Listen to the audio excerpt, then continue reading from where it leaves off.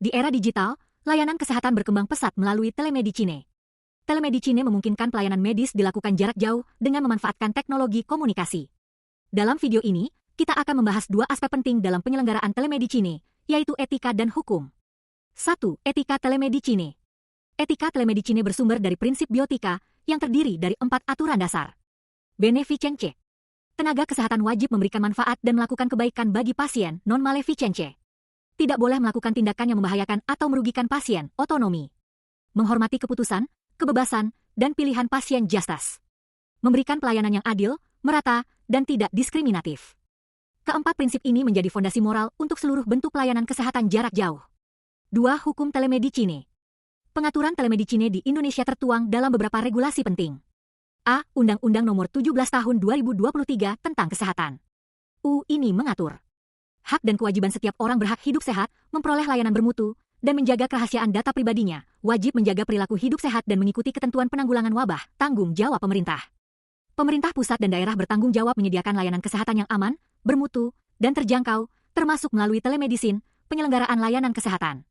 Layanan dilakukan mulai dari promotif hingga paliatif, dan dapat memanfaatkan teknologi digital. Definisi telekesehatan dan telemedicine. Telekesehatan mencakup semua layanan kesehatan jarak jauh.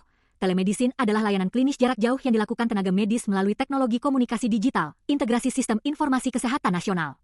Semua layanan telemedicine harus aman, terstandarisasi, dan terhubung dengan sistem informasi kesehatan nasional. B. Peraturan Pemerintah, PP, Nomor 28 Tahun 2024. PP ini memperjelas pelaksanaan UU Kesehatan, terutama terkait kewajiban registrasi dan kompetensi tenaga medis. Tenaga medis wajib terdata, tersertifikasi, dan mengikuti standar profesi, standar fasilitas pelayanan kesehatan.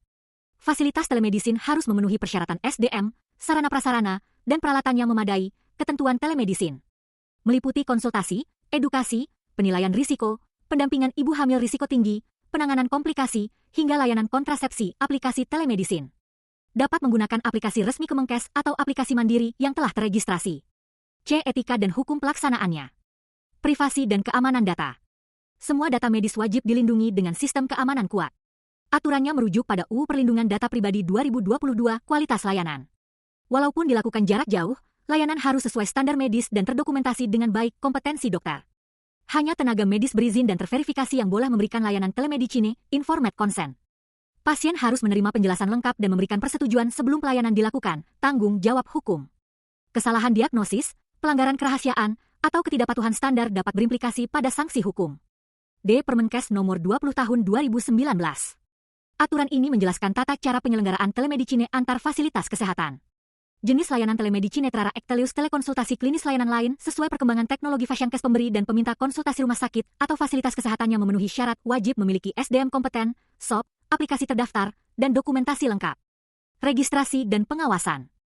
Semua Fashioncase telemedicine wajib terdaftar di Kemenkes. Pengawasan dilakukan oleh pemerintah pusat dan daerah, kerahasiaan dan keamanan data. Fashioncase wajib menjaga data pasien sesuai peraturan perundang-undangan. UU ITE. UU ini menjadi dasar hukum terkait teknologi informasi. Mengatur pemanfaatan informasi elektronik, melindungi masyarakat dari penyalahgunaan data digital, mengatur bukti elektronik, tanda tangan elektronik, keamanan data, dan transaksi digital. Dalam konteks telemedicine, UU ITE memperkuat aspek keamanan data, validitas informasi medis, dan keabsahan dokumen elektronik. Telemedicine membuka akses layanan kesehatan yang lebih cepat, praktis, dan merata. Namun, penggunaannya harus mematuhi prinsip etika dan berbagai regulasi hukum agar layanan tetap aman, berkualitas, dan melindungi hak pasien. Memahami aturan ini sangat penting bagi tenaga kesehatan, fasilitas pelayanan, maupun pengguna layanan. All right, brain. Bye-bye.